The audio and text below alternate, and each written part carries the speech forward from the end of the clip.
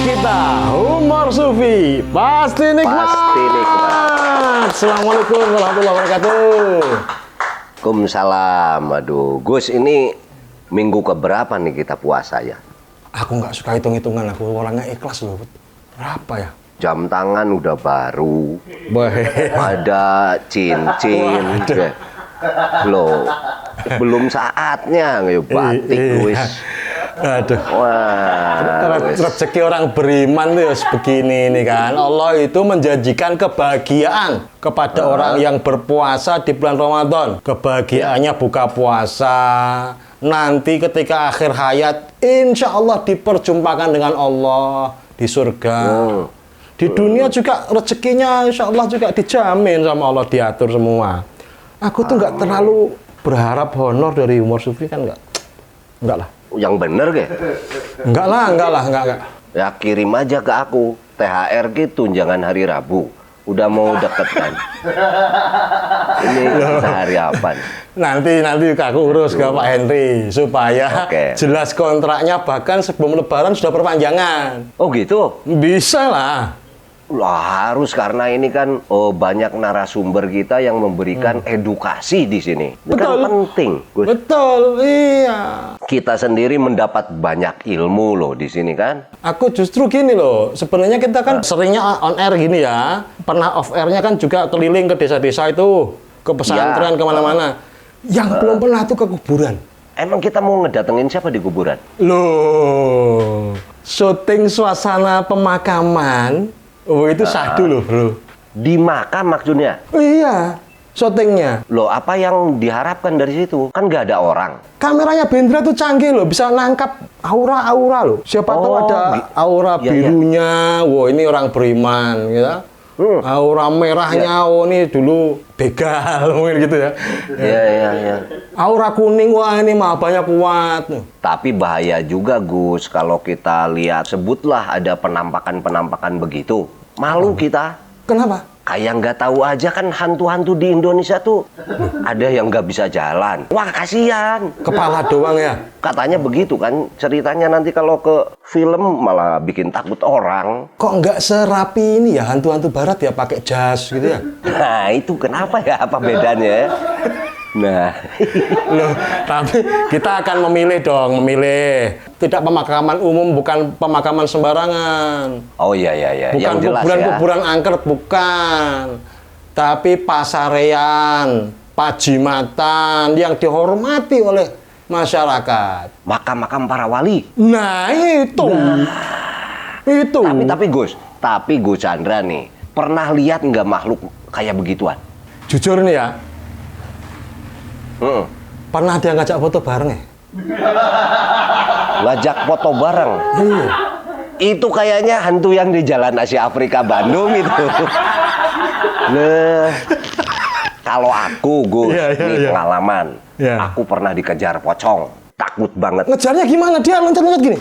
Loncat-loncat gitu. Aku kan cari penyelamatan, langsung aja aku cari portal. Wah, dia nggak bisa lewat.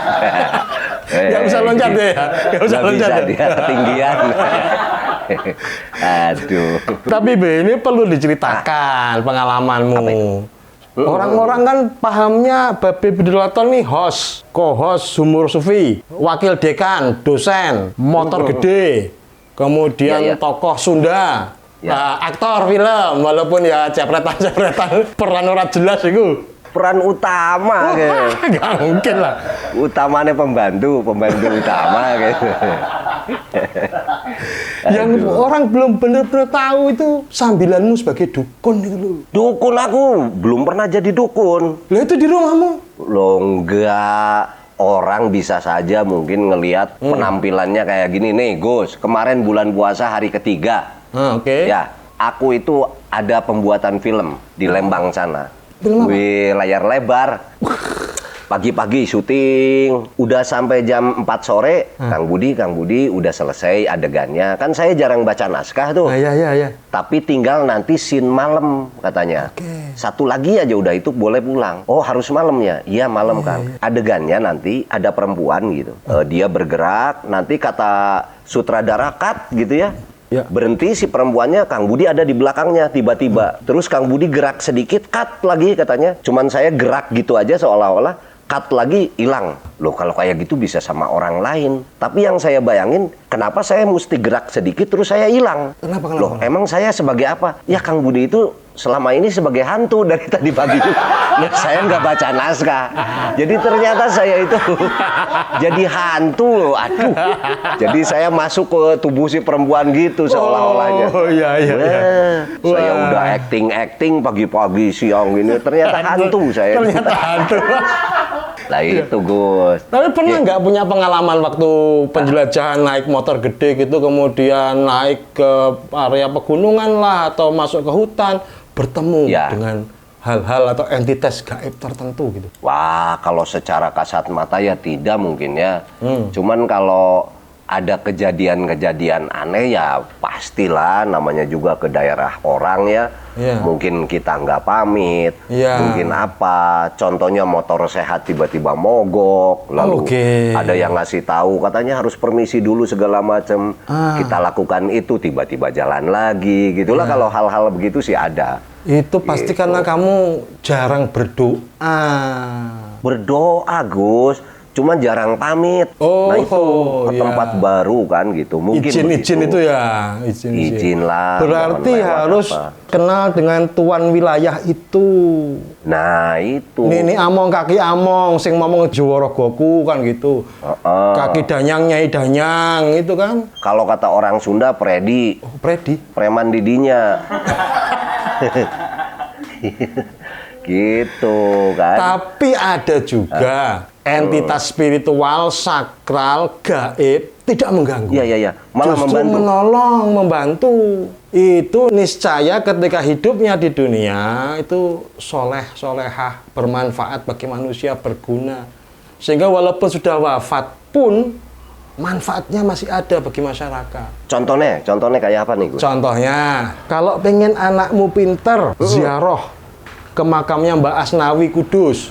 Kalau pengen cepet punya anak, ziarah, tawasul, ya sowan ke Amangkurat Sepuh. Di sana ada sumur, ambil airnya untuk mandi, untuk minum. Berarti untuk hal-hal yang positif ya? Ada. Saya zaman dulu, Gus, itu 90-an ya, SD-SB itu.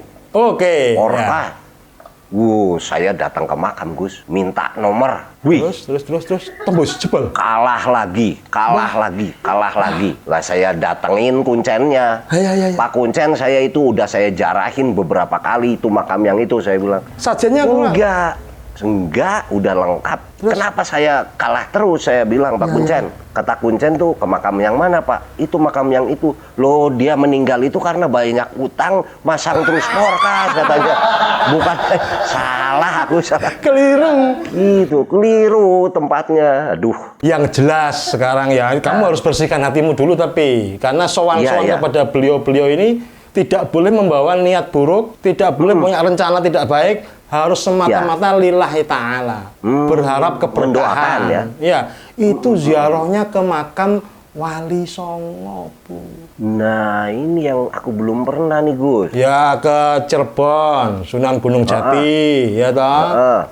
Ke Demak itu ada Kadilangu, Sunan Kalijogo. Tuban, Sunan Bonang. Gresik itu ada Sunan Giri. Lamongan ada Sunan Derajat. Kudus ada Sunan Kudus. Naik sedikit Sunan Muria. Kalau ke Lamongan, ke Sunan Derajat, mampir ke pesantrennya. Pesantren Sunan Derajat itu Mbah Kiai Abdul Ghafur itu. Santrinya 15.000. Tanahnya berapa ratus hektar beliau itu. Di pelatarannya aja ada pesawat. Itu saking Masya Allah, Allah tuh memberi rezeki kepada beliau dan kepada murid-muridnya, jamaahnya tuh nggak habis-habis kira-kira ya dia. Kira-kira menghabiskan waktu berapa lama, Gus, itu ya kalau semua itu tak jarahi? Kalau pakai YouTube ya 1 jam kali ya. Nah, kau pakai YouTube kurang afdol dong, kan harus langsung memberikan doa itu di Kalau aku sukanya kan malam, karena malam lebih cenderung sepi, khusyuk gitu ya, tidak ada yang mengganggu, kita juga lebih jernih lah ya. Tapi kalau kesibukanmu kan ya berarti kan nggak harus malam. Saranku ke Sunan Derajat. Di daerah mana, Ki? Lamongan. Lamongan. Sunan Derajat dari namanya sudah derajat kan. Derajat itu kan kederajatan, kedudukan, kemuliaan. Makomatnya tinggi beliau sebagai walinya Allah itu. Putranya Sunan Ampel beliau itu. Di Lamongan itu juga banyak lahir tokoh-tokoh hebat.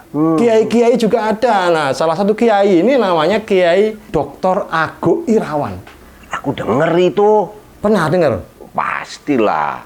Dengarnya gimana? Dengarnya? Tadi waktu nyobain ini kamera. Itu namanya belum kenal. Oh iya. Beliau ini S1 sudah, S2 sudah, S3 sudah, beasiswa. Bukunya ratusan. Sejarawan iya, budayawan iya, filmmaker. 2 novelnya jadiin film. Haji Backpacker, pernah dengar nggak Haji Backpacker? Kamu harusnya mainnya di Haji Backpacker itu. Jadi backpackernya kan lumayan. Saya pernah jadi Woody Backpacker dulu. Nah itu Gus harusnya dikenali. Ya, kita kan ingin ngobrol. Aku bisa hubungi tahu nanti segala kita, macam. Beliau bisa ngobrol soal wali-walinya Allah tuh luar biasa. Ini lebih jelas lagi nih. Supaya kamu tidak hanya belajar tentang Syekh Siti Jenar. Masih banyak yang lain kan? Kita panggil sekarang ya. Oke. Oke. Ya, Oke, kita panggilkan beliau. Panggil. Kiai Haji Dr. Ago Irawan. Assalamualaikum. Waalaikumsalam warahmatullahi wabarakatuh. Waalaikumsalam. Kiai, para sepuh. Alhamdulillah. Yang sini para sepuh ya, Mas Budi, yang sana sepi. Terima kasih. Saya takut khawatir dipanggil. Tadi maunya Ki, tapi kok Kiai kebablasan. Ki Ago ga? Nyocokin sama Ki Budi Dalton. Oh iya. Terima kasih disapa ya. Pripun kabare? Yai apa Ki berarti Ki? Yai apa Ki? Ya mencocokkan yang di sampingnya Ki, ikut Ki enggak apa-apa. Ki Ago. Ki Chandra, Ki Budi. Kok sesuai orderan ya awake dhewe ya. Monggo. Dia panggil adik juga nggak apa-apa. Kenyataannya juga masih muda. Baru ulang tahun loh, Be. Oh iya. Wah, ulang tahun nggak? Tumben-tumbenan ulang tahun. Ya, iya ulang tahun. Gara-gara Facebook ini diingetin, jadi bangsa ulang tahun. Nembe sibuk apa, Mas Ago? Alhamdulillah, sibuknya saya memperhatikan Gus Chandra sama Ki Budi ini. Saya kalau longgar-longgar buka humor sufi, tapi kok sufinya yang mana? Saya cari dia doang. Justru itu ngundang sampean. Sing sufi tenan itu diundang. Biar humor sufi itu absah sebagai program. Tapi sudah gak sopan manggil Ki tadi. Kualat awas lo ya. Aduh. Baik. Be, ini beliau ini orang Lamongan asli, Be. Paham betul soal Sunan Derajat. Mas, tolong ceritakan Mas soal Sunan Derajat itu seperti apa kemuliaan beliau itu, Mas. Wah, ini jadi serius ini. Ceritakan secara jenaka. Tapi saya lihat wajahnya Ki Budi udah gak bisa senyum ya. Terlalu serem. Pemeran bantu di sini. Ya, Kiai Sunan Derajat ya atau Raden Qasim niki putranya Kanjeng Sunan Ampel ya, Raden Rahmat ya. Jadi kalau kita pernah baca Babat Santi itu ya atau Babat Benawa Solo, Sunan Derajat itu pernah belajar sampai ke Mekah bersama Sunan Bonang, bersama Sunan Giri. Itu pertama-tama diutus oleh ayahnya ya Sunan Ampel untuk ke pamannya Maulana Ishak yang ada di Perlak atau di Samudra Pasai ya, di sana 2 tahun. Kemudian dia diutus sampai ke Mekah, dan di Mekah itu sekitar 4 tahun ya. Yang diamanati oleh Kanjeng Sunan Ampel, jangan lupa pulang dari Mekah membawa segenggam tanah dari Mekah ya, Hijaz, kemudian juga membawa tanah dari Perlak, dan itu tanahnya yang Kanjeng Sunan Bonang itu ditaruh di Lasem Bonang ya, yang sebagian para salik, para suluk itu mengakui bahwa makam Sunan Bonang itu ya di Bonang ya, di dusun Bonang Lasem. Nah, kemudian yang segenggam itu ada di Sunan Derajat sekarang ya, sekarang masih ada pesantrennya. Kemudian yang segenggam lagi Sunan Giri ada di Giri Denta di Gresik. Jadi kalau kita mau melacak sebenarnya pesantren paling tua itu setelah pesantren Ampel Denta, ayahnya itu juga pesantren yang ada di Lasem, di Bonang, pesantren yang ada di Giri, Giri Dinta dan pesantren yang ada di Sunan Derajat.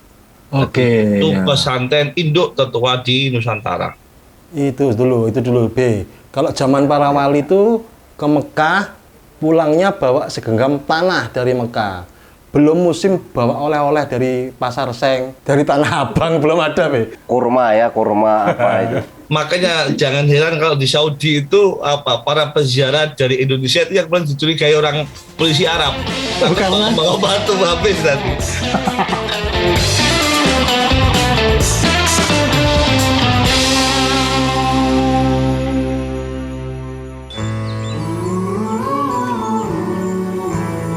Jarum coklat saat tepat, saat melepas gundah hati, hanyut dibuai rasa manta, senang mengenang hati puas.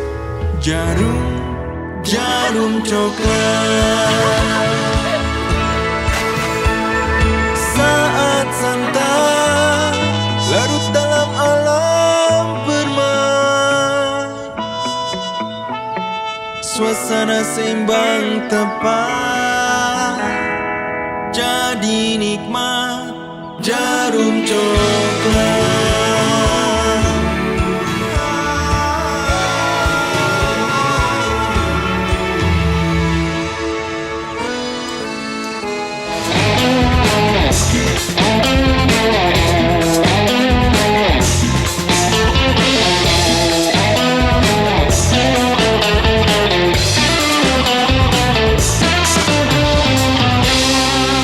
Saya itu pernah ziarah ke Taif ya, tempat padannya Nabi ketika diusir dari penduduk Taif itu ya. Kemudian dia bersandar dan di sana dibuat Masjid Quh ya. Dan saya waktu itu mau minta turun ya, karena Masjid Quh tempat bersandar Nabi itu ada dalam babat banyak sekali. Tapi apa kata supirnya, nggak boleh turun. Kalau turun didenda 5.000 real. Iya, karena takut membawa batu dari situ. Karena itu masih ada petilasannya, batu-batunya masih ada. Jadi memang orang Arab itu kejam sekali sama orang Indonesia. karakter Indonesia itu ya. Iya, suka bawa-bawa batu. Dan memang itu ada di babat-babat itu ada memang.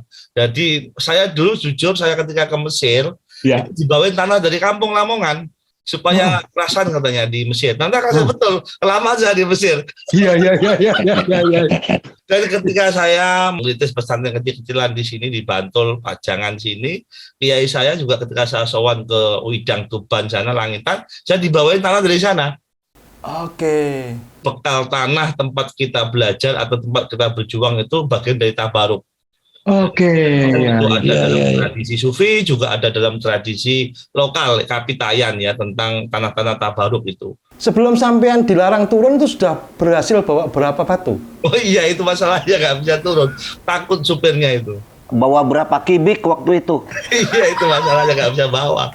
Saya itu berkali-kali kalau ziarah ke Ibnu Abbas itu di Taif itu pengen bawa, tapi diawasi. Nanti mata polisi itu kalau betul kayak kita itu. Jelaskan dulu ini tradisi menarik ini kemana-mana bawa tanah di tempat kita menetap itu dalam tradisi Sunda sudah ada memang? Ya ada, sama lah di mana-mana juga begitu. Tapi sebentar Gus, saya malah ingin tanya satu dulu sebelum ke tanah tadi.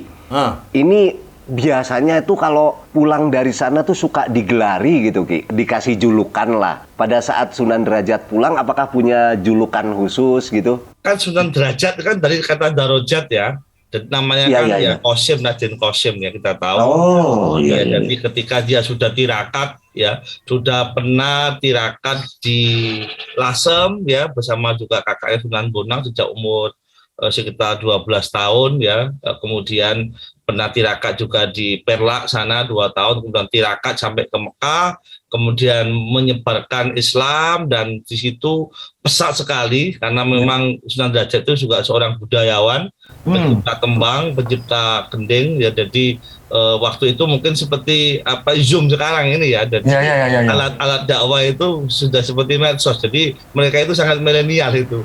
Iya, di zamannya ya. Iya, masyarakat Nusantara suka wayangan, ya Pak Raden Qasim itu membuat wayang, menceritakan ulang sejarah-sejarah nenek moyangnya ya, Betara Kala, Betara Gulu, kemudian kita dari India itu diadaptasi, ditahqiq ulang, dihilangkan dewanya, tapi sifat-sifat kesatriaan diambil. Jadi memang beliau ini luar biasa, seorang budayawan, dan karya-karya tembangnya, karya-karya suluknya juga masih ada ya. Kalau saya sastranya, saya punya satu manuskripnya, dan itu masih keturunannya punya ya, dan itu tembang-tembang ya. Kalau untuk manuskrip utuh pemikiran kebetulan saya belum punya, tapi kalau Sunan Bonang saya punya, pernah kami kaji di Museum Lasem. Kembali lagi ketika dia dakwah itu cepat sekali karena punya karomah itu seni yang tinggi itu, kemudian di masjid diislamkan karena pandai mengumpulkan orang ya, kemudian pengikutnya banyak dan orang-orang mengatakan dia naik derajat sehingga lama-lama dikatakan Sunan naik derajat atau Sunan derajat itu.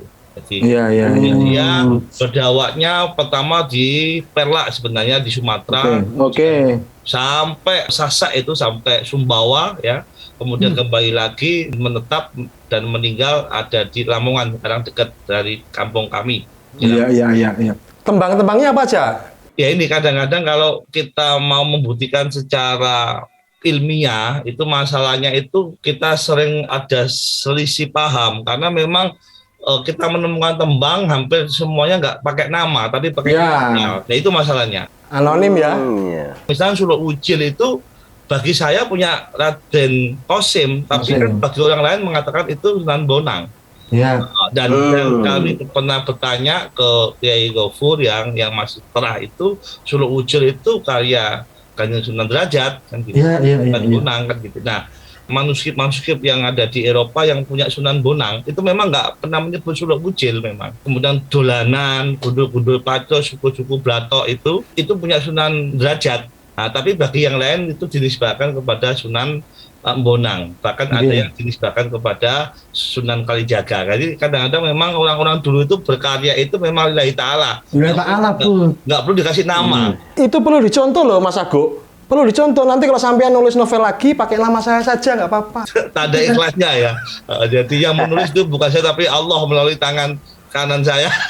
Iya. Kan begitu. Ya. Dan namanya itu yang repot. Tanah gimana kalau ceritanya di Sunda? Loh enggak, kalau di mana-mana saya pikir juga sama. Ada sebuah mitos, itu kan konstruksi keyakinan di seseorang yang berkaitan dengan tanah, air, angin, dan api lah mungkin ya kurang lebih itu.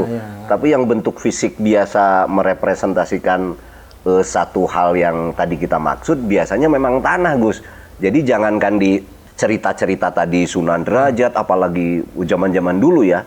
Zaman sekarang saja kan masih ada. Kalau anaknya mau kuliah misalnya ke UGM nih dari Sunda gitu, kamu bawa tanah, dibekali tanah, Gus. Waktu kamu ngambil tanah kuburan buat pesugihan tuh gimana? Loh itu beda lagi. Itu beda lagi. Nah itu tanah makam itu. Beda lagi dah, Gus. Tapi masih ada itu keyakinan seperti tadi. Dulu tanggal 14 Februari tahun 2020 atau 2021 lupa saya. Jokowi mengumpulkan tanah dari seluruh Indonesia itu. Itu karena tradisi, Mas Agung. Ya itu boleh jadi. Memang kan beliau punya penasihat spiritual. Saya kenal salah satunya, penasihat spiritual beliau orang Solo. Oh, jangan sebut nama saya. Jangan sebut. Nggak enak nih. Jadi saya kira tidak salah. Tapi kadang-kadang memang ada orang yang melihat ini bagian dari hitam putih, kemudian muslim. Padahal bukan itu, tawasul. Apa salahnya kita tabaruk? Bukannya Nabi aja itu ketika dia mau hijrah, itu sudah di pertengahan dia nangis. Uhibbuka ilayya kan itu. Jadi saya sungguh mencintaimu, tidak ada yang lebih aku cintai tanah. Ya selain tanahmu, tanah Mekah. Jadi memang tanah kelahiran ya, tanah tumpah darah itu memang punya kandungan spiritual. Jadi memang secara apapun bisa dibutuhkan secara ilmiah neuroscience. Yang mendasari juga hubul waton minal iman pada akhirnya ya. Makanya tanah itu di bawah itu ya bagian dari ya kita kehidupan. Apalagi kalau filsafat tanah dan air itu panjang ya, tapi tanah itu juga tempat kita awal mula diciptakan dari tanah, tempat terakhir kita nanti juga bersentuhan dengan tanah ya, kita meninggal tadi itu. Jadi memang tanah ini ya sebagai simbol lahir sampai meninggal. Ada roh, ada spiritual, ada kekuatan ya. Jadi tidak ada salahnya ya. Kanjeng Nabi sendiri juga berkali-kali ya untuk tanah air itu juga luar biasa ya, keluatan minal iman itu. Iya. Ketika mau hijrah sudah pada dipersekusi, dibully, diancam, mau dibunuh berkali-kali. Begitu meninggalkan Mekah, menangis dan dia mengatakan tidak ada tempat yang paling aku cintai kecuali engkau wahai Mekah, kan begitu. Nah, saya nggak tahu apakah dalam riwayat itu kemudian ketika Nabi itu hijrah ke Madinah apa membawa segenggam tanah Mekah, itu saya belum menemukan. Kok saya yakin kok ada, tapi saya belum menemukan itu. Karena wali-wali kiai-kiai itu meneruskan tradisi ini, dan kita tahu bahwa semua pendakwah Islam di Nusantara, para wali itu semua sayyid ya, keturunan Kanjeng Nabi Muhammad. Jadi saya yakin kok itu dari nenek moyangnya tradisi itu. Berarti para kiai ini para sayyid juga ya, Habib-habib Jawa istilahnya ya. Para wali ini semua sayyid dan semua pangeran. Wah. Semua pangeran. Makanya kenapa Sunan Ampel itu diberi tempat istimewa, dikasih tanah perdikan, namanya tanah Ampel, itu kan tanah pinjaman. Ya karena dalam sejarah ya kalau kita mau baca babat ya, babat Pasai, babat Sasak, babat Derajat, babat itu ketika seorang raja Hindu itu sudah sepuh, dia punya doktrin Dharma Sunya atau Dharma Lepas. Dharma Sunya, Dharma Lepas itu ingin berbuat bakti pada pangeran. Ya. Jadi semua pangeran kalau datang pasti diberi sesuatu. Dan kita tahu Ibrahim Samarkandi itu ya, seorang pangeran besar, dan ayahnya ya Ibrahim Samarkandi ini juga seorang pangeran besar bernama Sayyid Al-Husain Jamaluddin Al-Kubro atau Syekh Jamaluddin Al-Kubro yang itu pangeran asli dari Benggala dan itu kerajaan besar. Jadi memang yang datang ke tempat kita itu semua pangeran dan dia melepaskan kehidupan dari istana yang mewah menuju dakwah ya Islamiyah yang luar biasa. Ya itu perlu juga menjadi pertimbangan Babe Budi Daton, Ki Agung Irawan, kalau saya datang ke rumah panjenengan, ya saya harus diberi sesuatu. Saya ini jelek-jelek gini pangeran loh. Nanti saya ada tanah sekarung. Oh iya, boleh bawa. Tanah sengketa. Tapi kalau Ki, tiba-tiba kan kita pernah dengar juga dulu. Pernah ada satu buku yang dicetak dengan judul Tuan Kurao itu loh. Yang menjadi konflik dan tahun 66 itu di Bredel ya, tapi sekarang dicetak ulang. Menuliskanlah beberapa hal ihwal para wali ini asalnya dari mana dan lain. Itu kebenarannya seperti apa nih? Karena kan Buya Hamka menulis juga kemudian ya. Pertama yang tahu benar hanya Allah, yang kedua para sufi seperti kalian. Saya khawatir nanti didahului para sufi ya. Itu kan wilayah kasar kalau kita bicara benar ya. Tapi kita bicara objektif ya. Tuan Kurau yang didasarkan di Kelenteng Sampokong ya di Semarang itu. Itu menurut saya nama-nama wali yang dijinakan saja. Oke. Oh ya. Raden Rahmat itu adalah putra dari Ibrahim Samarkandi atau Raja Campah ya. Campah ya. Itu Kamboja, sekarang memang dia Cina. Tapi bukan berarti semua wali itu keturunan Cina. Kalau kita lihat betul. Yang versi Sampokong termasuk Tuan Kurau tadi itu kan seakan-akan semua wali itu dari Cina. Ya. Seakan-akan. Nama alias ya. Nama alias. Oke. Karena memang orang Cina ini juga sudah sepuh ya, sudah lama di Nusantara. Kemarin kan belum lama ditemukan mata uang yang ada di Demak 99 gerobak itu ya. Itu kan mata uang Cina dan itu diperkirakan sudah sejak abad 12 itu sudah dipakai. Artinya orang-orang Cina di sini sudah banyak sekali dan mereka mungkin melahjakan lafaz Arab itu kesulitan. Artinya ditulis dengan versi bahasa mereka sendiri. Tapi soal orang lain meyakini bahwa wali-wali itu dari Cina itu silakan.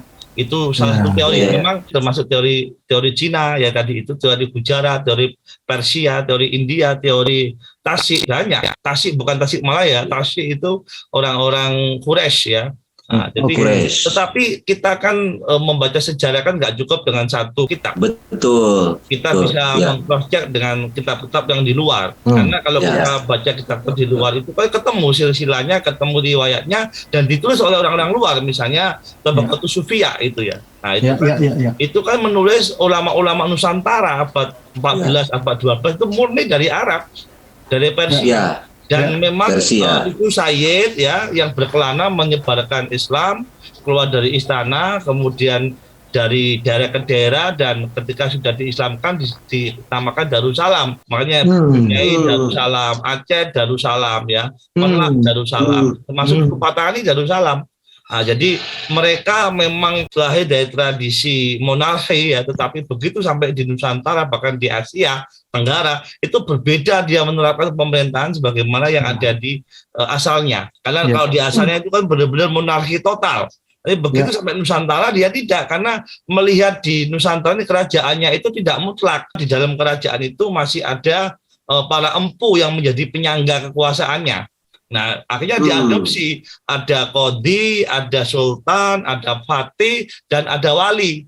Wali ini bisa mencopot seorang raja. Itu yang dilakukan oleh Syekh Jambatul Kubro ketika mendirikan kerajaan yang ada di Pasai, yang sultan pertama adalah Merah Suli itu. Jadi itu juga yang ada di Jawa, di Demak itu Raden Patah, kan di belakangnya adalah para wali. Para wali itu bisa mencopot, sama dengan MPR. Makanya kalau kita bicara sejarah ini, maka embrio NKRI itu dari para wali sebenarnya. Wali bisa mencopot, Bud. Kekuatannya luar biasa itu, Bud. Mungkin dari DPR, dari MPR mungkin sekarang.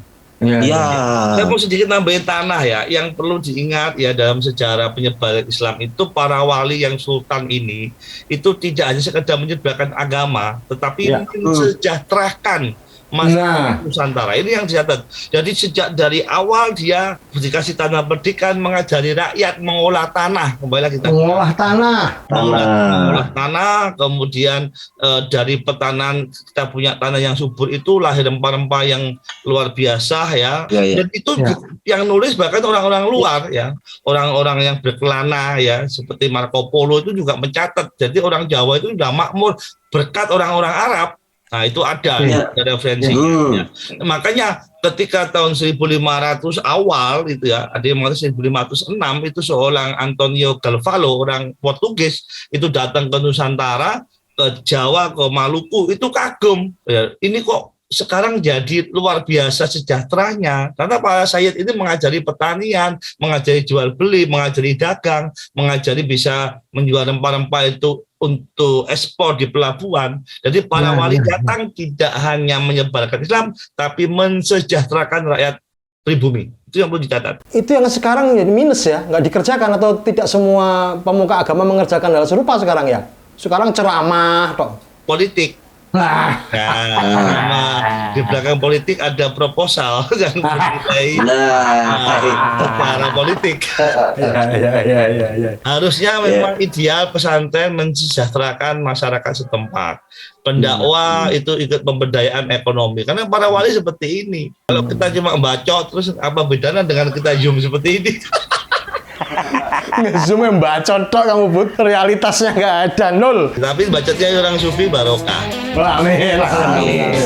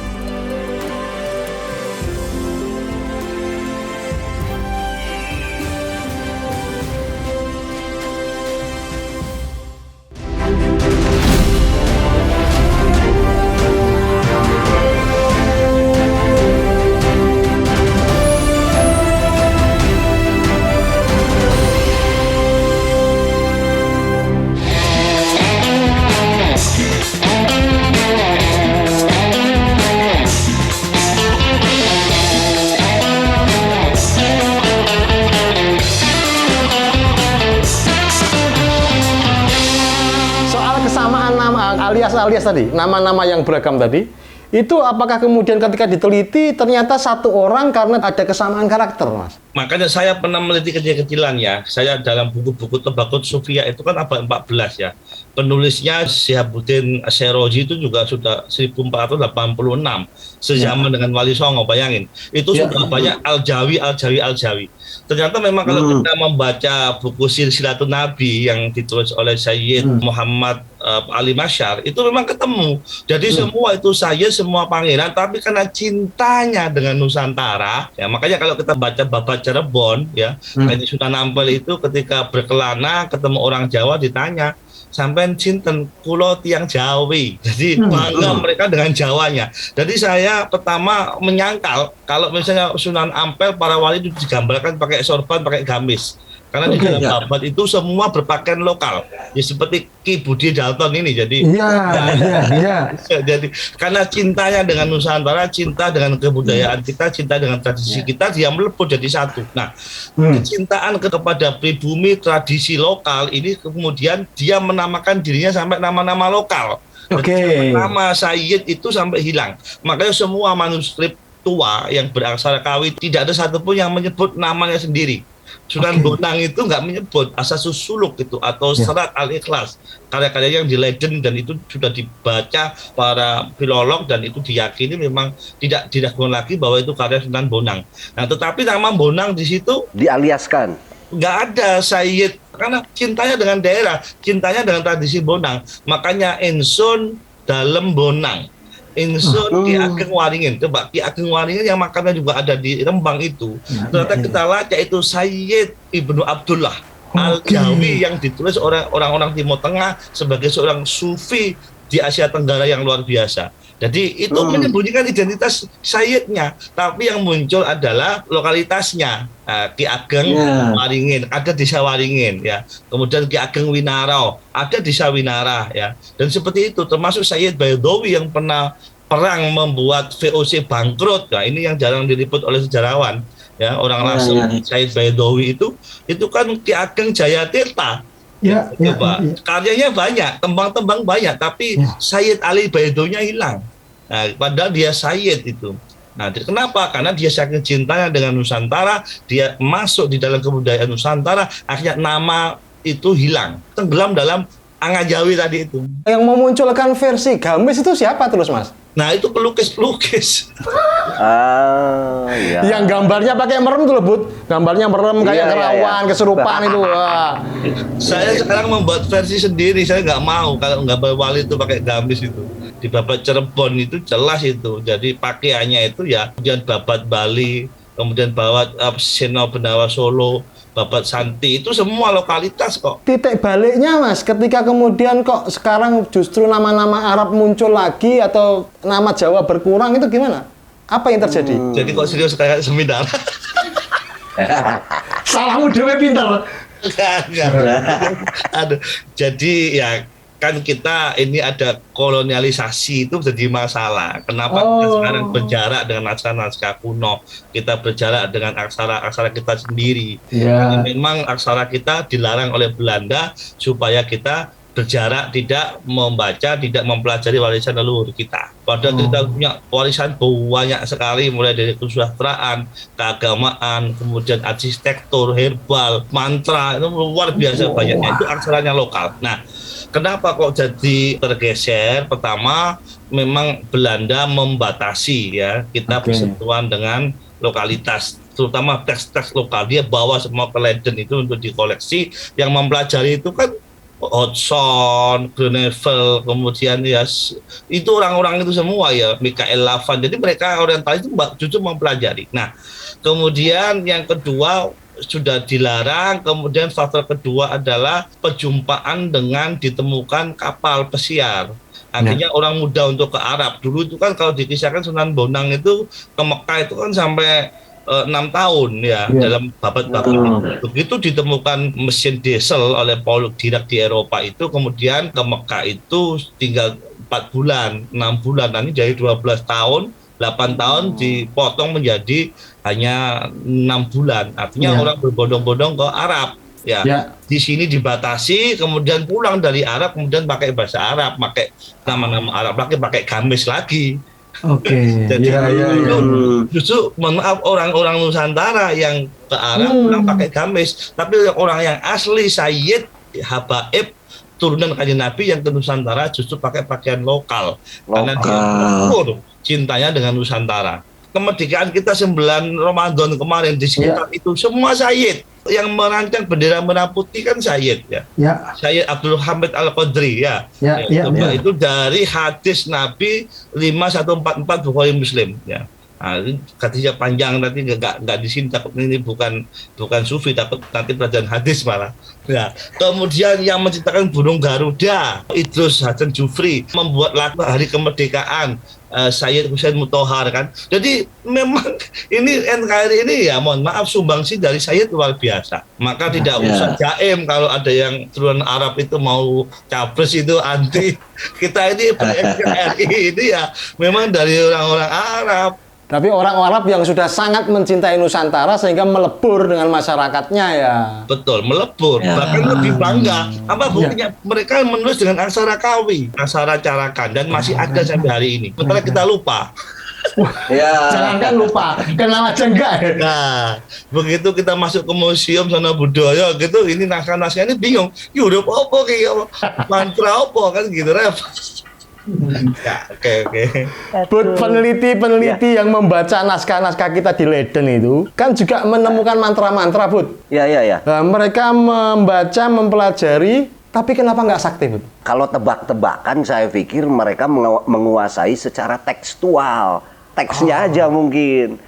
Secara konteksnya mungkin, tapi mereka kan tidak pernah tahu alamnya seperti apa. Tapi justru saya mau menanyakan masalah para wali ini. Kalau di Sunda nih Gus Chandra ya, kalau di Tawasul apa kan suka ada ya khususon para wali dan lain-lain. Apakah para wali yang dimaksud ini hanya wali yang 9 ini, atau ternyata banyak gelar-gelar juga kepada seseorang yang dinamai gelar wali ini gitu? Jadi wali itu organisasi sebenarnya.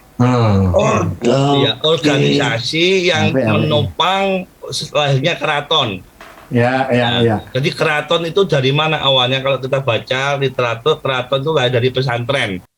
Coba kita cek misalnya salah satu pesantren yang dari Demak itu ya, yang Demak Bintoro itu awalnya adalah pesantren Telaga Arum atau Telaga Sari kan gitu. Nah, kenapa Sunan Ampel minta Raden Patah muridnya itu mendirikan pesantren di sana? Pertama karena di sana tanahnya subur, lagi-lagi soal tanah ya.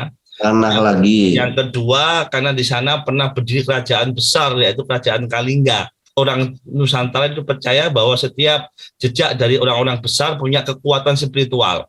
Jadi lebih mudah membuat di sana daripada di tempat yang lain. Nah, ketika didirikan keraton, kerajaan atau Kesultanan Demak itu dibentuk 9 wali.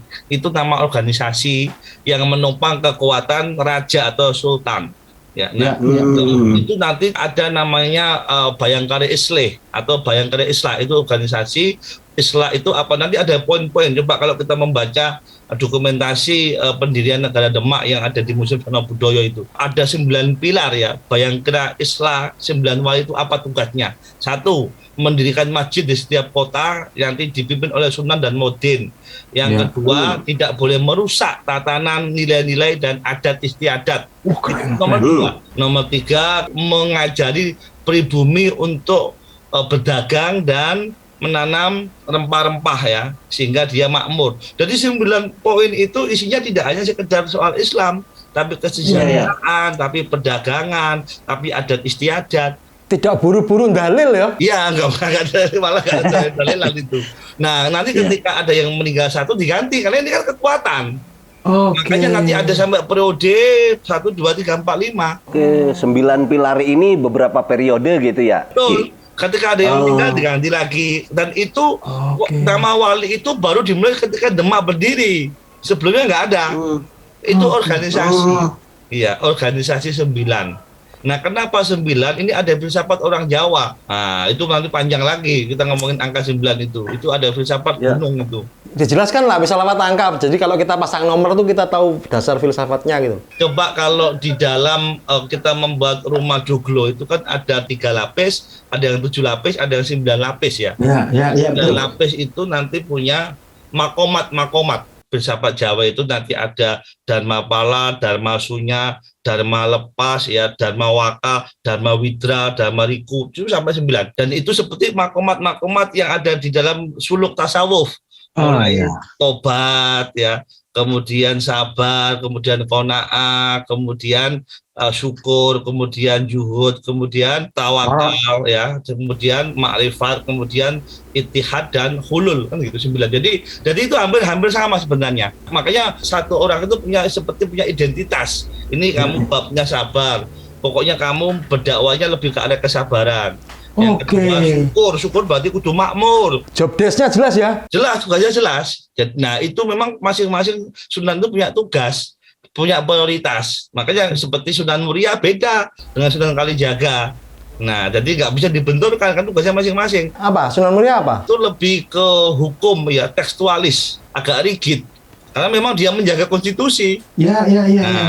Jadi memang ada tugas masing-masing, dan nanti kalau sudah meninggal diganti lagi, sehingga apa, fase-fase itu ada. Ya, Sunan Ampel apa, Mas? Sunan Ampel itu kan pandita, ya, yang pertama. Jadi waktu beliau mendirikan organisasi Bayangkara Islah itu beliau orang yang paling tua setelah Maulana Malik Ibrahim. Pandita itu pokoknya tempat semua fatwa. Apapun harus ke Sunan Ampel. Dia yang ngasih aran. Misalnya mau membuat kerajaan di Banten itu, Syekh Hidayatullah itu. Itu ya berkat dari Sunan Ampel. Harus sowan dulu. Itu kan juga dulu pesantren Pulau Sari kan. Nah, kemudian di sana wali ini dibawa lagi ke sana memperkuat. Kalau Sunan Giri. Pertama dia kesaktian, ya. Pokoknya barang-barang mantra-mantra semua, pokoknya barang-barang kesaktian ke Sunan Giri. Jaduk ya pokoknya. Jaduk. Nah, Sunan Kalijaga ke arsitektur, nanti bangunan. Kenapa ini joglo? Kenapa di atasnya nanti ada lambang mahkota, tata letak kota. Jadi memang ada job-job.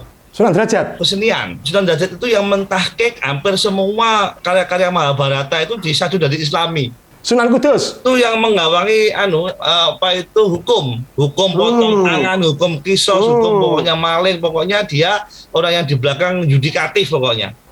Dia kepala bidang kodi. Ya, saya pernah membaca hukum waktu Kesultanan Demak. Itu kalau ada orang yang mencuri, kira-kira itu bisa buat makan 60 orang 1 bulan, ya. Itu dihukum dipenggal 3. Kepalanya sama perut. Kepalanya itu ditaruh di gunung, kemudian kakinya itu ditaruh di laut, kemudian yang perutnya ditaruh di sungai. Allah karim. Itu seperti itu. Jadi kalau korupsi itu paling berat. Itu Sunan Kudus yang menciptakan itu dan yang menggawangi. Sunan Bonang. Edukasi masyarakat. Dia pengembara, ngumpulkan orang, nanti diajari ilmu pengetahuan macam-macam, termasuk mengajari cocok tanam, transaksi menggunakan uang, untuk nanti bisa ditukarkan dengan uang-uang Cina. Ya, makanya kalau kita lihat peninggalan yang ditemukan prasasti uang itu zaman Sunan Bonang itu. Mata uang luar itu zaman Sunan Bonang. Ya, termasuk memperbolehkan kerajaan-kerajaan lain itu membeli barang-barang dari Demak. Beli dengan mata uangnya ditukar, itu bagi Sunan Bonang. Sunan Gunung Jati. Sunan Gunung Jati itu partapan rohani. Rohani, kekuatan spiritualnya tinggi. Nah, jadi misalnya ya waktu itu kan banyak yang kejawen secara spiritual, ya, namanya juga tenun, santet, itu juga sudah banyak. Artinya masing-masing punya job, tapi semuanya ada syiar dakwah Islamiyah. Jadi makanya kekuatannya dikepung, mensejahterakan ada, kesenian ada adat selamat. Makanya ini orang-orang Eropa, peneliti-peneliti itu kagum, ya, mohon maaf ya, kagum ya. Jadi ini katanya Islamisasi itu sejak abad 6 ya, sampai abad 14 itu nggak kelihatan siapa yang Islam. Cuma ditemukan makam 1-2. Tapi begitu wali ini sudah ada di samping kesultanan, ya, mulai akhir abad 14, 15 awal, abad 16 sudah menjadi mayoritas di Nusantara Islam. Itulah yang membuat tadi saya katakan Antonio Galvalo itu seorang pengembara kepencut ingin kolonialisasi dari Portugis itu karena makmurnya Nusantara, barokahnya para wali ini. Abad 16 sudah jadi mayoritas, bayangin. Pada itu agama baru ya, datang dari Arab ya. Dan itu agama waktu itu Hindu lagi kuat-kuatnya ya. Kemudian kapitanya juga masih kuat di tengah-tengah masyarakat. Tapi cukup hanya setengah abad itu sudah jadi mayoritas. Abad 16 sudah sempurna. Nah, abad 17 kata Marshall Hodgson, Islam di Nusantara sudah menjadi terbanyak di seluruh dunia. Abad 17. Sampai hari ini tidak ada yang menandingi Islam yang terbanyak di dunia. Oke, kita secara kuantitas mungkin 8,5. Tapi kalau secara real mungkin 95% itu Muslim kita ini. Dan itu di dunia nggak ada yang 95%. Saudi saja yang punya Ka'bah itu cuma 81. Mesir itu yang negeri piramid para nabi, para ulama 73%. Kita ini 95% lebih. Ini barokahnya dan itu cepat sekali. Kenapa? Karena tadi dakwanya dengan kultural dan tidak menabrak tradisi itu loh Mas yang keren Mas. Jadi dia seperti menuangkan air tua itu botol diganti air mineral.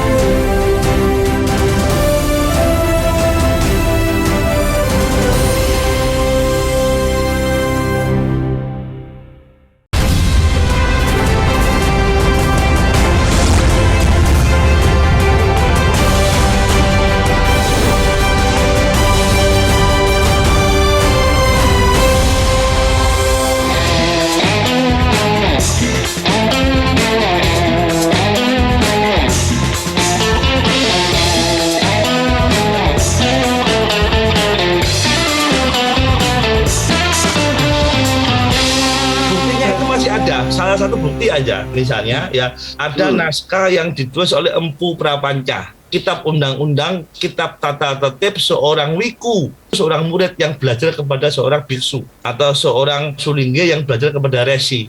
Ya. Nah itu kitab dikarang oleh Empu Prapanca. Nah kitab itu disadur oleh Sunan Derajat bersama Sunan Bonang berdua. Kitab Aguron Guron disadur menjadi kitab Silokromo. Ansarakawi. Nanti masih ada namanya Tabarukan tuh ada persis nggak ada yang dihilangkan. Misalnya begini, seorang sastri atau seorang wiku atau seorang sulingge tidak boleh melihat mata kiai, nggak boleh. Yang diperbolehkan hanya melihat pundak ke bawah. Tidak boleh jalan di depan sang kiai, ya, tidak boleh nyebrang di depannya. Kalau ketemu kiai atau resi harus membungkukkan badan. Kalau kan harus cium tangan, kalau mungkin harus deprok. Itu masih ada. Dan coba bab 4 itu masih ada di dalam bukunya Mbah Hasyim Asy'ari bab 4. Ada bul alim wal muta'alim. Itu masih ada. Dan itu sanadnya sampai ke Empu Prapanca. Berarti apa? Semuanya masih dipakai, nggak ada yang dihilangkan. Kalau sesama kiai gini gimana ketemu? Ya saling menatap berarti. Kalau santri kepada kiai nggak boleh menatap matanya. Nah ini yang hebat. Misalnya ya di dalam Waka Dharma itu mengatakan ilmu itu ada 2 caranya datang ke kita. Nah, ini yang di sekolah modern nggak ada. Pertama adalah datang ketika kita sudah pengabdian. Ada namanya Dharma Bakti kan. Kalau kita Dharma Bakti kepada guru, kepada kiai, pada tanahnya kiai, ilmu yang datang sendiri berjalan. Coba, ya itu harus aja. Ya, jadi kita nggak perlu atau datangin ilmu yang berjalan sendiri, yang penting kita Dharma Bakti. Yang kedua baru kita mendatangi ilmu dengan cara susah payah menghafal. Nah, yang ilmu datang sendiri ini kan nggak ada di perguruan tinggi kita, di sekolah kita, tapi di pesantren masih ada. Itu doktrinnya dari Empu Prapanca, buku induknya. Ketemu dengan doktrin Islam, Laduni itu Toreko. Kalau tidak pintar mengaji harus pintar mengabdi ya Mas ya. Nanti ada namanya Dharma Pala, tirakat seorang santri supaya ilmu itu nggak hilang, biar bisa manfaat untuk menjadi lelaku. Itu ada namanya Dharma Pala. Maka dia harus kasih sayang, punya kasih sayang dengan sesama santri. Ya, tidak boleh mencaci, tidak boleh mencela, tidak boleh melukai, itu ahimsa. Itu ahimsa itu masih ada bukunya, beberapa naskahnya masih ada, saya punya. Di Museum Seni Budaya masih ada. Itu dulu naskahnya ada di Leiden, fotokopinya di sana. Ya. Nah, itu ditahqiq oleh Kanjeng Sunan Bonang sama Kanjeng Sunan Derajat menjadi kitab Silokromo, Aguron-Guron. Kemudian ditahqiq lagi nanti oleh muridnya Sunan Kalijogo menjadi kitab Serat Dewa Ruci. Isinya sama. Jadi novel dari Serat Dewa Ruci ditahqiq oleh Ki Ageng Donopuro menjadi Wulang Semahan. Ditahqiq oleh Sunan Bayat atau Pandanaran menjadi Wulang Trima. Ditahqiq lagi ke bawah Kiai Onggamaya menjadi Sanasunu. Ditahqiq lagi ke bawah oleh Ronggo Wasito menjadi Sunu Semahan. Ditahqiq lagi terus nanti sampai ke Kiai Asnawi, ya, bapaknya Kiai Asnawi Kudus, Kiai Abdul Asnawi, aksalnya masih Kawi. Begitu turun kepada Kiai Soleh Darat menjadi Pegon. Nanti begitu di Kiai Soleh Sabilul Ibad itu, Abid itu diwariskan kepada Kiai Hasyim Asy'ari menjadi kitab Adabul Alim wal Muta'alim. Bab 4 masih sama semua. Misalnya pakai baju seorang santri harus pakai akra, nggak boleh nggak ada kerahnya. Kayak punya Ki Budi itu nggak boleh, itu bukan santri, itu pakaian jin, pakaiannya jin itu nggak ada kerahnya. Harus ada kerah. Harus ada kerahnya. Kalau nggak pakai kerah itu pakaian jin. Rambut harus dikasih peci atau abebet sirah, ya kan. Baju harus sampai aluma, sampai kayak bajunya Gus Chandra ini nggak boleh. Itu pakaiannya jin itu. Jadi harus sampai lengan ini. Kenapa tangan-tangan harus ditutupi? Karena aluma berbahaya kalau nggak ditutupi. Bisa pegang uang diambil, pegang janda bahaya. Wah. Waduh. Iki rondo lembeng. Di Senayan tuh rapi-rapi lengan panjang ya ngambil-ngambil. Harus diajarkan Serat Dewa Ruci lagi. Jadi ini tradisi yang masih ada, naskahnya juga masih ada. Jadi mereka itu benar-benar menjadikan Islam itu aktif, ya, tidak pasif, dialektis. Dan semuanya indah ya, Bud. Belum nanti fikihnya.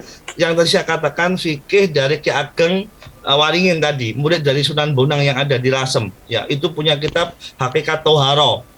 Beda dengan di Arab, ya. Kalau di Arab itu misalnya bab hadas, itu cuma baulen yang keluar dari dubur sama dubul, ya, sama mutat sama junun. Tapi di sini enggak. Hadas besar itu jika mulut kita berdusta. Kalau mulut berdusta hoax, maka harus keramas. Berapa kali sehari kamu keramas, Bud? Wah. Kalau ini bibir ini mencela orang, maka dia harus wudu.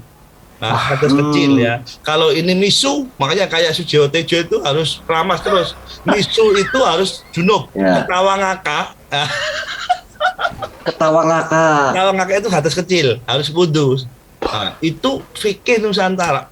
Sayyid, tapi alam pikirnya sudah lokalitas. Jadi nggak ada yang dihilangkan, justru malah apa? Kebudayaan Jawa, ya, adat istiadat Nusantara ini, nilai-nilai kearifan lokal itu bertemu dengan keagungan nilai Islam, itu menjadi adiluhung sekali. Tapi itu dulu, ya. Ya misalnya ya orang Jawa Timur itu kalau mau masuk ke kamar mandi itu kan pakai kaki kiri, makanya orang menyebut pakai kiwan, ya. Kiwan. Dan memang sudah jadi tradisi Nusantara memang. Makanya bertemu dengan doktrin Islam makanya kuat dan nilai spiritual malah luar biasa di situ. Ini narasumbernya kepinteran nih, Bud, piye Ki Honore? Wah, angel Ki. Jadi kalau ini Ki, tadi kalau kembali ke para wali, khususnya 9 wali ini ada beberapa periode gitu. Ya. Dan ini sebuah organisasi yang saya pikir menghasilkan sebuah sistem atau tatanan. Karena di dalamnya itu tadi dijelaskan secara person itu ada teknik sipil, ada arsiteknya, ada filolognya, ada sastrawan, sudah lengkap sebetulnya. Jadi kan ini sebuah tatanan yang betapa hebatnya. Tapi kalau kita lihat periode tadi saya perhatikan tuh dari Sunan Ampel ya tadi, sebelumnya lagi Maulana Malik Ibrahim lah gitu. Sebelumnya Jumatil Kubro belum ada Wali Songo, Jumatil Kubro itu pengarang saja, ya. Sampai ke tadi siapa yang melawan VOC itu, Belanda itu? Sayyid Ali Baidowi. Nah, ini kan sudah berapa periode berarti itu kan? Sampai sekarang juga masih ada Wali Songo. Masih ada? Iya. Salah satunya Gus Chandra. Jangan ngangkat saya kalau ada yang meninggal kan. yang makanya kan sampai sekarang tradisi Wali Songo itu di Kemenak kan ada. Majelis Mas saya kan 9 orang itu. Jadi bukan kemudian kayak ganti periode seperti MPR DPR ya, dipilih 5 tahun. Enggak, itu kalau meninggal baru diganti tambal sulam. Nanti ada periode awal 4, karena umurnya panjang ikut terus sampai kepada Syed Ali Baidowi yang melawan VOC tahun 1700 itu masih Wali Songo itu. Kalau menurut Agus Sunyoto masih Wali Songo. Ya, ini pengalaman soalnya Gus. Saya pernah diskusi ngobrol begini dengan Pak Deddy Miswar waktu itu. Saya bilang, Pak Deddy, ketika saya baca bukunya Pak Agus Sunyoto, saya bilang kelihatannya ini film yang dibikin tentang Wali Songo ini harus segera diganti. Karena kan beliau mencetak sebuah film yang membuat seolah-olah orang itu berpikir bahwa Wali Songo itu cuma satu periode dan orangnya cuma itu saja gitu.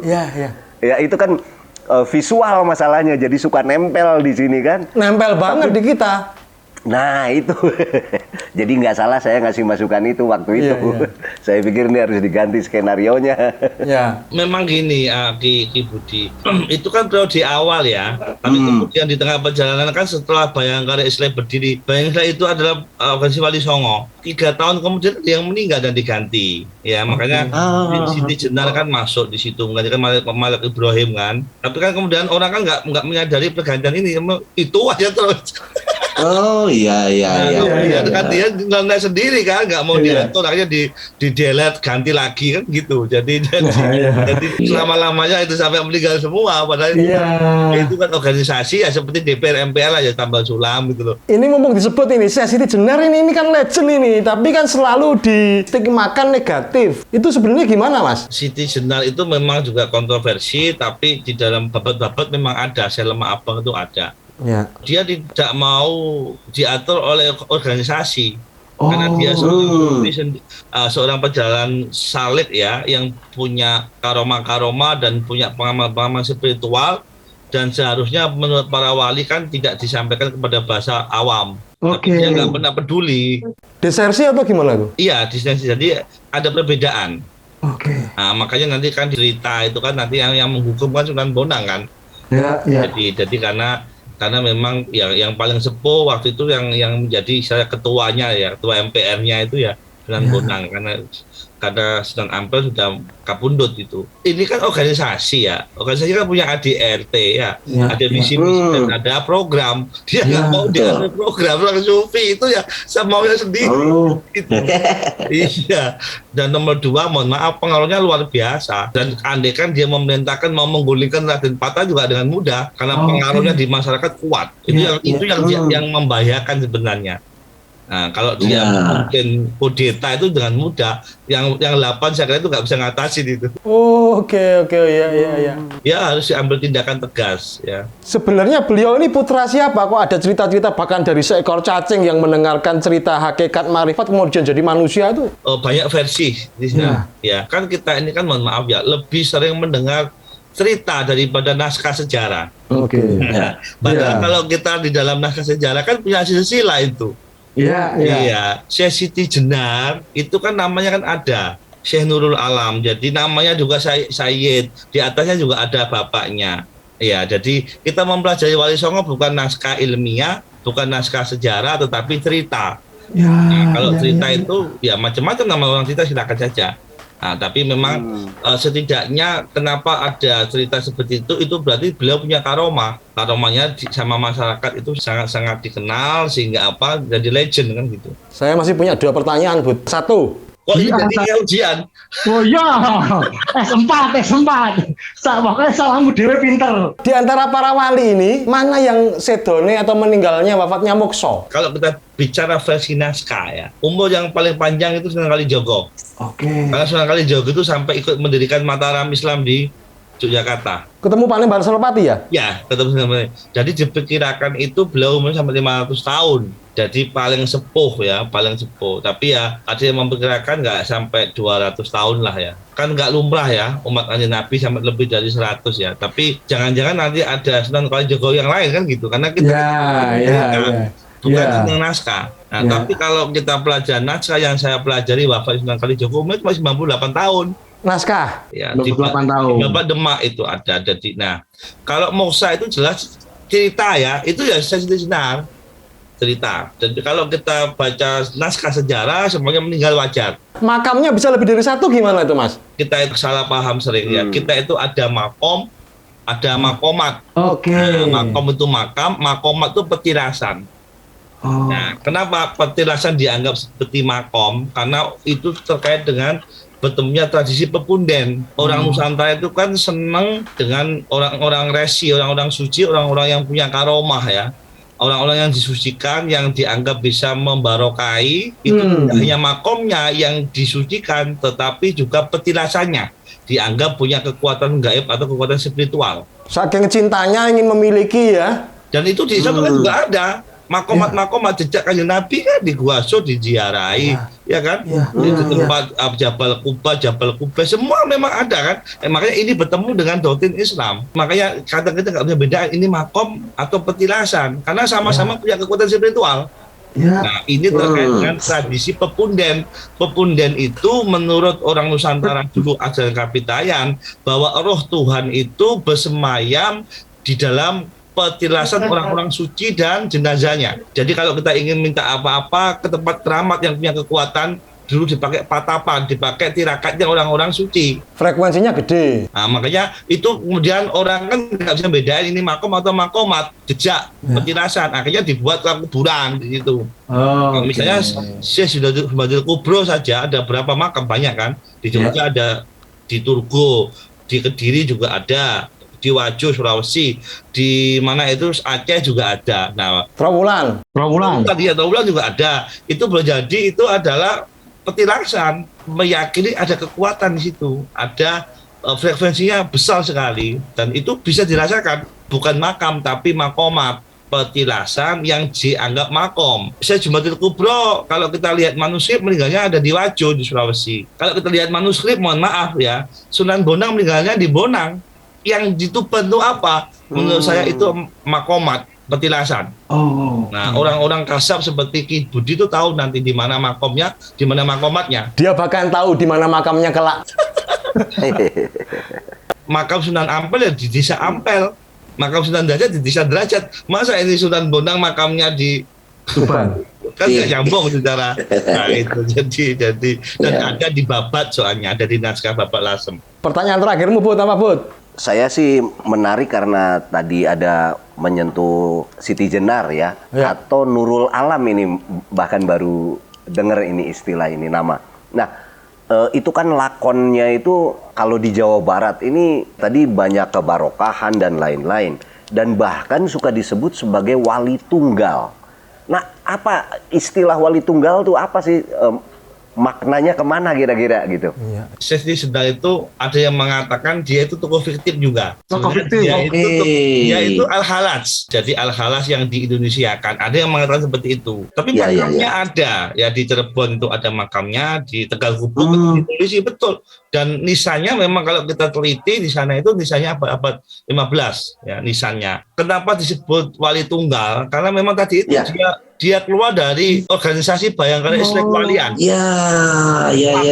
Dia nggak mau makan apa itu program-program kewalian tadi itu. Jadi dia enaknya sendiri, dia nggak peduli itu. Kan orang organisasi kan ada yang mengikuti ADRT, dia nggak mau dia keluar. Dan dia keluar itu membuktikan pengikutnya lebih besar daripada yang 8 itu. Jadi meskipun dia sendiri pengikutnya melebihi yang 8. Padahal organisasi itu ada RAB-nya loh, lumayan loh. Iya benar. Makanya sampai sekarang masih banyak yang fanatik ya. Jadi saking cintanya kepada Sunan Bonang ya, dianggap sebagai peletak dasar tasawuf di Nusantara. Kitab Martabat 7, Martabat 9 itu dinisbahkan kepada beliau. Nah, dan dia mengatakan ya wali siji karena dia memang tidak mau mengikuti aturan wali 9 dan dia keluar dari organisasi dari Islam. Ya paham. Ulang lagi, ini organisasi. Yang dibentuk, yang sengaja untuk memberi kekuatan atau penopang Kesultanan Demak seterusnya. Ya, ini satu pertanyaan terakhirku. Saya mau tanya malah saya lanjut. Narasumber gak oleh takon, engko double anore. Oke, sorry lagi. Oke, sambut ya. Tadi kan Sunan Kalijaga umurnya panjang sampai bertemu dengan Panembahan Senopati Mataram Islam. Padahal dalam kisah Panembahan Senopati ada Kanjeng Ratu Kidul Ya. Nah, perannya Sunan Kalijaga itu di mana tuh? Terhadap Panembahan Sarasvati dalam rangka pertemuan dengan Ratu Kidul. Wah, ini panjang ya, karena Ratu Kidul itu ada yang mengatakan ini mitos yang sengaja dibuat oleh kolonial. Oke. Supaya orang tenggelam pada klenik dan tidak mengakui adanya spiritual Islam sebenarnya itu. Oke. Akhirnya diciptakanlah Ratu Kidul itu sebagai penentu pembangunan keraton, sehingga apa, mengabaikan jasa para wali. Oh. Jadi akhirnya apa, terus dihembuskan oleh kolonial. Mohon maaf, ini dari awal itu kan musuhnya kolonial kan para wali dan turunannya ya. Pemberontakan semua para wali itu. Makanya mereka tidak suka. Akhirnya apa, ditunjukkanlah mitos.